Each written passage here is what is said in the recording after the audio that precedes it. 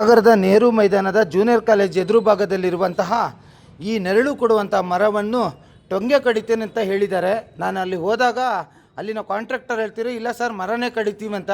ನಾನು ಮರ ಕಡಿದ್ರೆ ಬಿಡೋದಿಲ್ಲ ನಿಮಗೆ ಅಂತ ನೇರವಾಗಿ ಉತ್ತರಿಸಿದ್ದೀನಿ.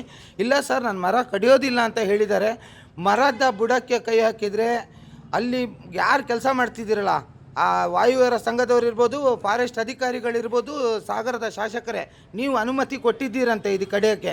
ಇದೇನಾದರೂ ಮರದ ಬುಡ ಕಡಿದ್ರೆ ಇದು ಮುಂದಿನ ದಿನದಲ್ಲಿ ತುಂಬ ತೀವ್ರವಾಗಿ ನಾವು ಖಂಡಿಸಬೇಕಾಗತ್ತೆ. ದಯವಿಟ್ಟು ಈ ಮರದ ಕೈಗೆ ಇಲ್ಲಿ ಗುಬ್ಬಚ್ಚಿ ಗೂಡಿದೆ ನೋಡ್ರಿ, ಮನುಷ್ಯರ ಜೀವ ಆದರೂ ಹೋಗಲಿ, ಗುಬ್ಬಚ್ಚಿ ಗೂಡೋಗಿದೆ.